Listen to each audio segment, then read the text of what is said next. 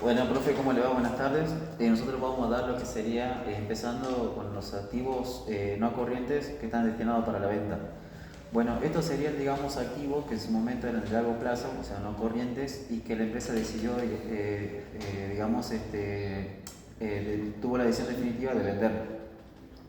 Bueno, lo que sería la clasificación o qué lo que son estos, digamos, activos son, digamos, lo que, bueno, como dije anteriormente, lo que estaban destinados a largo plazo y que, bueno, justamente para venderlos o para pasar a la categoría de activo no corriente o destinado a la venta, van a cumplir sí o sí con tres condiciones. Una que va a ser, que va a estar siempre, digamos, disponible para la venta, inmediata, es decir, lo que sea lo más pronto posible, y que la venta sea altamente probable. Además de eso, la venta tiene que estar realizada que sea menos de un año. Bueno, la clasificación. Una vez que se cumplen estos tres requisitos, la clasificación, digamos, de estos activos va a pasar a ser de lo que era, por ejemplo, si eran activos, digamos, de bienes de uso o bienes de cambio, van a ser ya activos no corrientes destinados para la venta.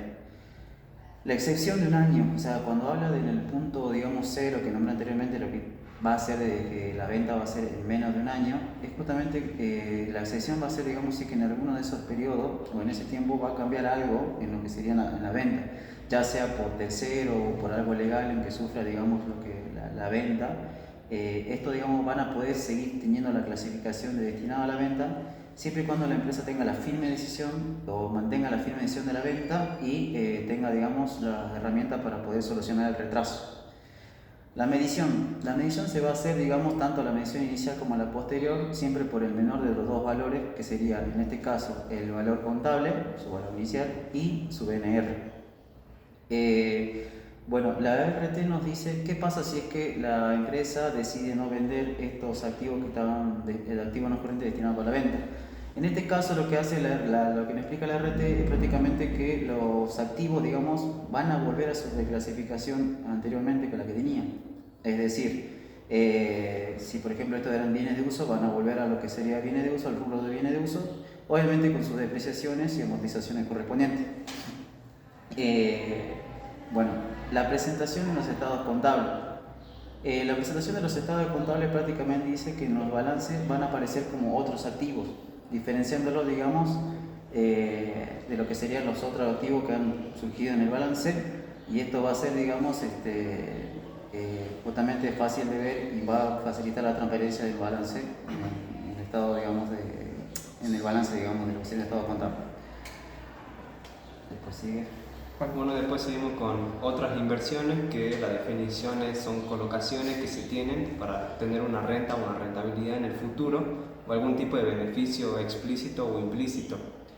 Su reconocimiento se da cuando cumple con las definiciones, cuando la contribución a traer recursos o beneficios económicos resulta algo probable y cuando cumple el requisito de credibilidad. Después su medición inicial y su medición posterior son idénticas, simplemente se hace el valor razonable o cotización sucedánea cuando su precio sea verificable en algún mercado o observable, y si no, se hace al costo de adquisición. Después la RT también nos va a decir de que su valor recuperable, para medir su valor recuperable vamos a reconocer las pérdidas que se produzcan en este activo, y de las que fueron medidas a su costo de adquisición vamos a tomar como valor recuperable su valor neto de realización. Y después se cumple lo que ya dijimos sobre los valores recuperables, que si el valor recuperable es mayor a la medición contable, se reconoce una pérdida por desvalorización. ¿Listo? Bueno, ahora voy a seguir con pasivos ciertos en moneda. Bueno, la definición nos indica que son pasivos que se caracterizan porque se conoce con certeza su vencimiento y su cuantía. Son pasivos que representan para la entidad entregar dineros en efectivo, equivalentes de efectivo o créditos. En cuanto al reconocimiento, nos indica que debe cumplir con la definición del pasivo y debe también cumplir con la definición de pasivos ciertos. En cuanto a lo que es la medición inicial, tenemos 4 para diferentes transacciones. El primero son pasivos ciertos en transacciones de compra y ventas entre partes independientes. En este caso, la medición inicial se va a hacer a su valor a su valor de contado, en el caso que se pacten componentes financieros explícitos, a su valor nominal cuando no se cerreen componentes financieros implícitos, o a su valor descontado de flujo de efectivos cuando sí se segreguen componentes financieros implícitos. Luego tenemos la medición de transacciones financieras. En este caso se van a medir a la suma de los valores y menos los gastos deducidos, que en este caso solamente se va a aplicar cuando la entidad sea pequeña y cuando la tasa refleje una tasa de interés de mercado y cuando las cuotas sean menores a 12 meses. Y también se podrá medir a valor descontado de los flujos efectivos utilizando una tasa de mercado. Luego tenemos la medición inicial de otros pasivos entre partes independientes, que en esto también se van a medir a su valor de contado cuando se pacten componentes financieros explícitos, a su valor nominal cuando no se cerreen componentes financieros implícitos y a su el valor de contado de los flujos efectivos o valor de contado cuando sí se cerreen componentes financieros implícitos. Luego tenemos la medición inicial sobre pasivos ciertos entre partes relacionadas. En este caso se van a medir según las condiciones pactadas, o bien se va a medir a valor de contado o a valor de contado o a valor de los flujos, a valor descontado de los flujos de fondo de efectivo, o bien a valor descontado de flujo efectivo cuando exclusivamente sea una transacción financiera y la tasa sí difiere una tasa de mercado, es decir, que puede ser menor o mayor la tasa empleada, y cuando las cotas sean mayores a 12 meses. En este caso, la RT nos marca que como contrapartida se deben registrar, en el caso de medirlo, de la medición entre partes relacionadas aplicando el B o el C, se deben medir como contrapartida como aumentos en el patrimonio o disminución en el patrimonio. Luego, la medición posterior de los pasivos ciertos se va a medir al costo amortizado, que solamente se va a medir en este caso cuando se pacten componentes financieros explícitos, cuando se cerreen componentes financieros implícitos y cuando se mida en las transacciones financieras a valor descontados. En los restantes casos se va a medir a su valor nominal. Luego tenemos lo que es baja en cuentas, que baja en cuentas nos indica que solamente se va a dar de baja los pasivos cuando sean por cancelación, por pago, por expiración y por refinanciación. En el caso de refinanciación, la RT nos indica que solamente se va a dar de baja ese pasivo cuando se cumpla, cuando sea un 10% sustancialmente diferente del pasivo contable, el original, sobre el pasivo contable refinanciado. Solamente en ese caso se va a dar de baja en cuenta, se da de baja de cuenta el pasivo original, se da de alta un nuevo pasivo y se van a reconocer en el resultado del ejercicio cualquier diferencia entre el pasivo original y el nuevo pasivo contable, y también cualquier costo incurrido para la transacción, para la refinanciación.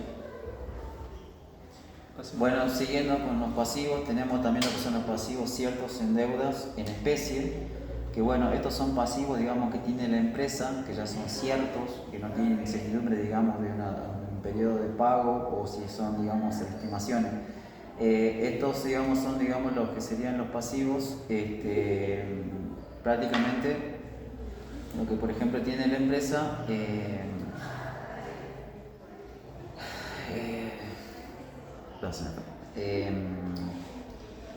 ¿Cómo se llama esto? Pasivos ciertos en moneda de qué? En especie. Pasivos ciertos en especie. Bueno, justamente estos pasivos se van a abonar, digamos, que su pago va a ser, digamos, diferente de efectivo o diferente de crédito. Es decir, que se va a pagar con bienes y prestaciones de servicio. Bueno. Un ejemplo de esto, por ejemplo, es cuando tenemos una empresa constructora que, digamos, es contratada para realizar un trabajo en 6 meses. En este caso, por ejemplo, si en este caso no llegaran a prestar ese servicio y tendrían esa deuda, esto, digamos, tendría que ser así pagar con la prestación de servicio. Es decir, no se espera dinero o créditos por ese pasivo, digamos. La medición. Lo que sería la medición inicial de estos pasivos en especie se va a seguir siempre, digamos, lo que sería cuando se registra la deuda, es decir, va a ser por el valor razonable. siguiendo el ejemplo este que teníamos de la empresa conductora, si estos, digamos, no llegaran a hacer la que sería el pago o la prestación de servicio, se va a medir, digamos, lo que cuesta la maquinaria o la herramienta o los materiales en ese momento.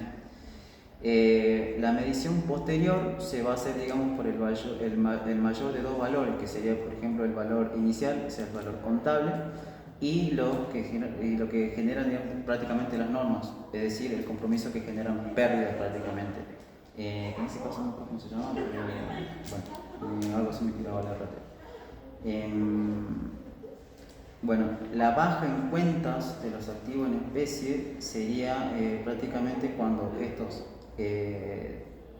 expira la obligación, entregan, digamos, los bienes, en este caso, o cuando se prestan los servicios, digamos, acordados. Bueno, la presentación del estado contable va a ser, digamos, separado de las previsiones, obviamente por los activos, digamos, que son separados de los activos, los pasivos que son inciertos, y bueno, se van a clasificar siempre según su naturaleza. Ahora sí. ¿Ya está? Sí, sí. Bueno, después seguimos con las previsiones, que es el último rubro de los pasivos, que básicamente las previsiones son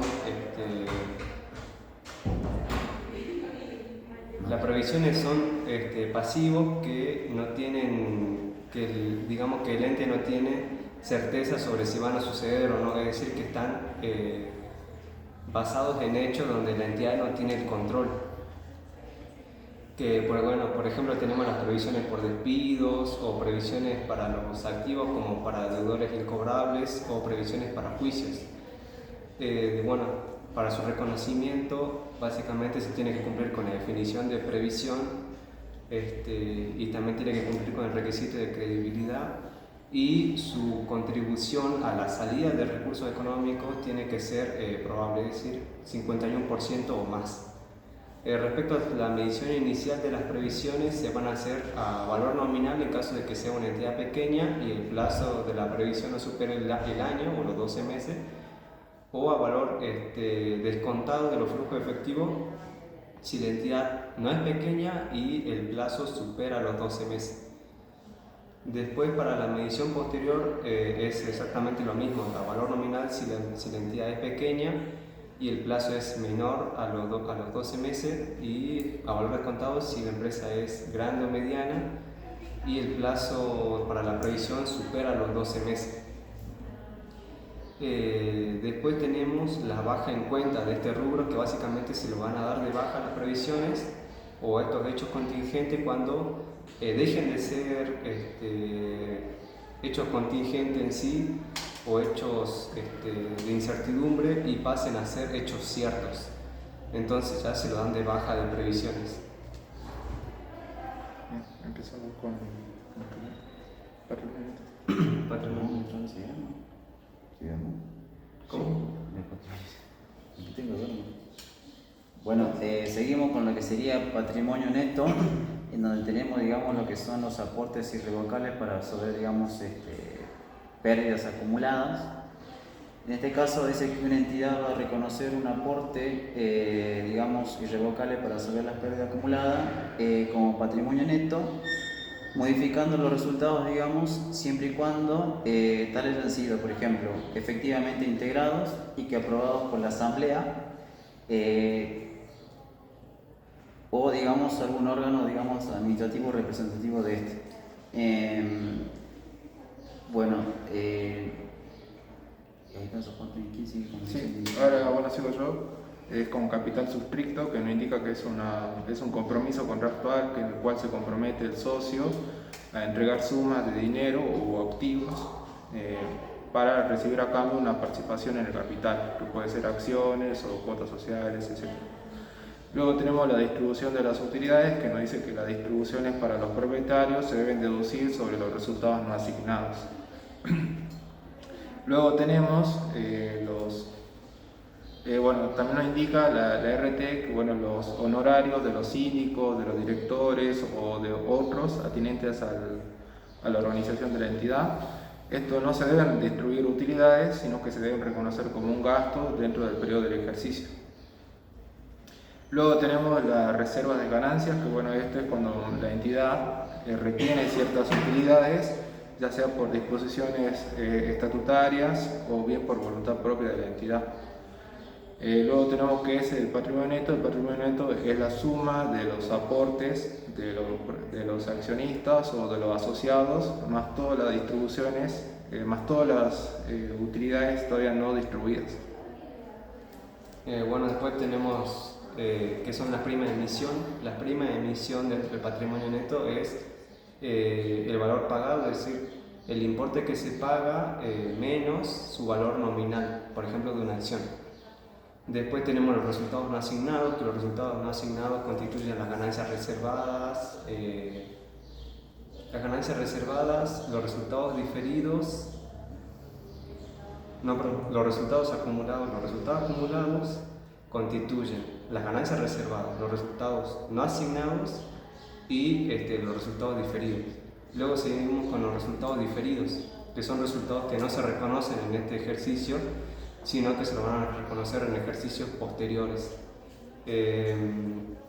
Dentro de los resultados acumulados diferidos tenemos los resultados diferidos no transferidos a ganancias reservadas y los resultados diferidos no reclasificados a resultados.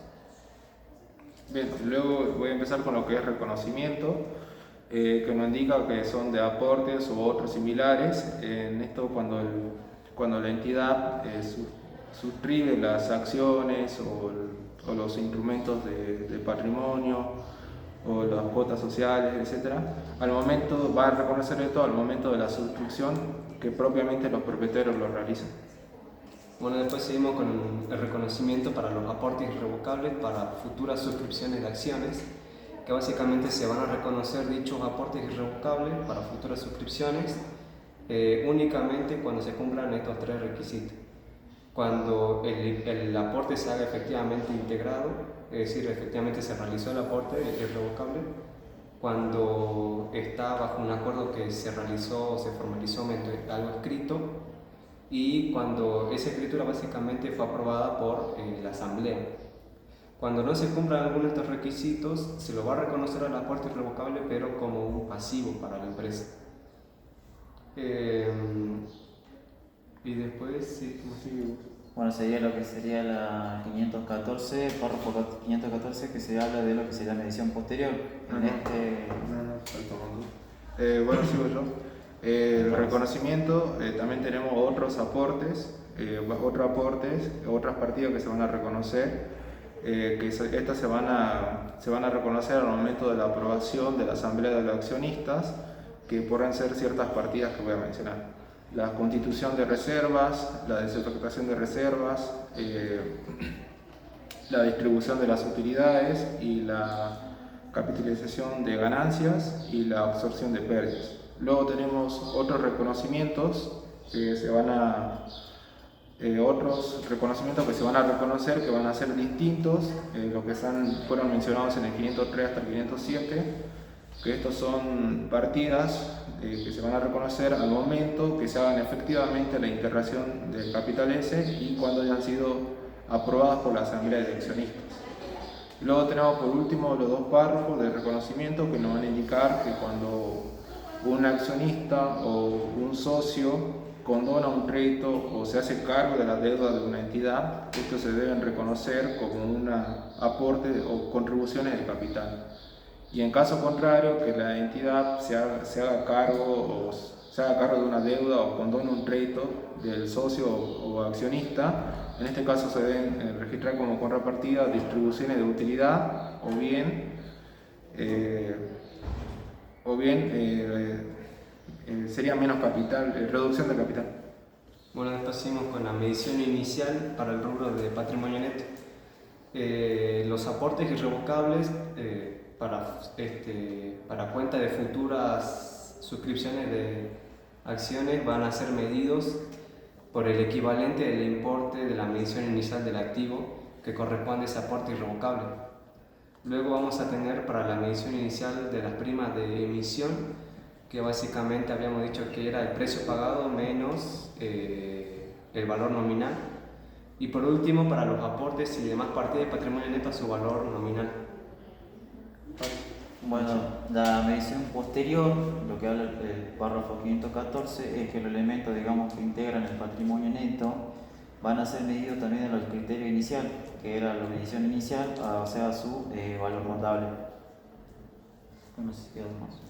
¿Y ya no? Bueno, profe, eso sería todo. Pero Gracias. Hasta luego.